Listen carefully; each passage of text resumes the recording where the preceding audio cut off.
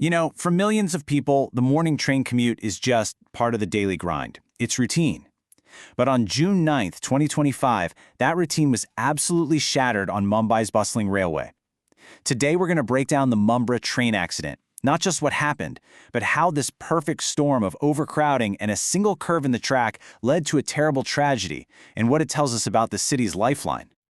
Now, before we get into the how and the why of it all, we have to start here, with this number, 5. That's how many people lost their lives that morning. And that single number is at the very heart of why it's so important we understand exactly what happened. So, how does a totally normal Monday morning turn into a catastrophe? Well, this whole thing went down during the morning rush hour. I mean, literally the busiest, most packed time of day for commuters trying to get around Mumbai. Let's just lay out the core facts here. The date was June 9th, 2025. The location was a stretch of track near Mumbra station in Thane, and right at the peak of rush hour, two local trains, one heading into the city, the other heading out, both absolutely jam-packed with people, they passed each other. And that's when it all went wrong. And look, these weren't just abstract numbers. The people who died were on their way to work, making a trip they'd probably made hundreds if not thousands of times before.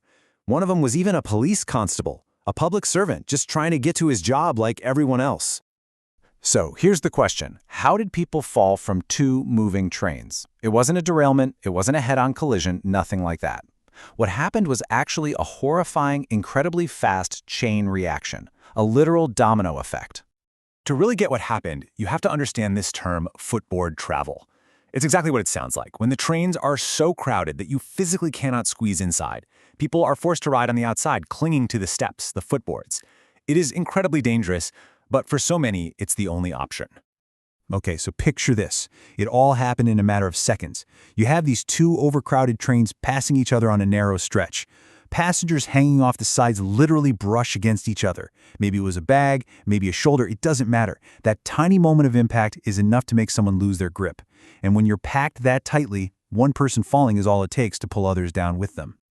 And this isn't just speculation.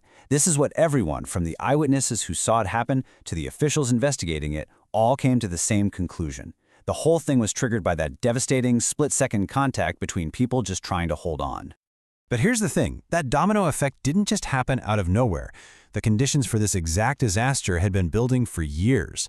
Honestly, when you look at the facts, it was an accident just waiting to happen, caused by a perfect storm of two critical issues.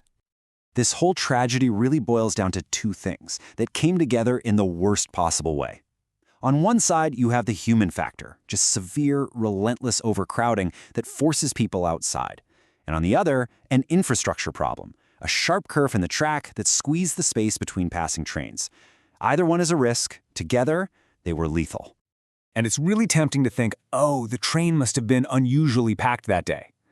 But that's not it at all. That's the scariest part. This level of overcrowding isn't an exception, it's the rule. It's the daily reality for millions. The train system is the city's lifeline, but it is stretched way, way past its breaking point. And that brings us back to the track itself. That sharp curve near Mumbra wasn't just a gentle bend. It physically brought the two trains much closer together than they would be on a straightaway. When you already have people hanging off the sides, a design flaw like that doesn't just create a risk of contact, it pretty much makes it inevitable.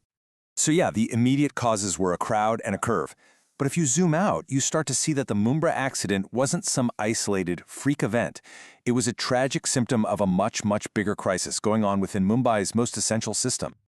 When you step back and look at the whole picture, the Mumbra tragedy really becomes a case study in systemic problems.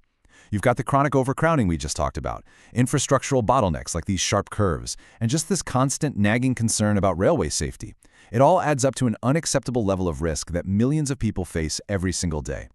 In the end, this horrible event did something that years of reports and warnings couldn't. It forced the issue of railway safety right into the spotlight. It couldn't be ignored anymore. It demanded that people pay attention and, more importantly, that they do something about it.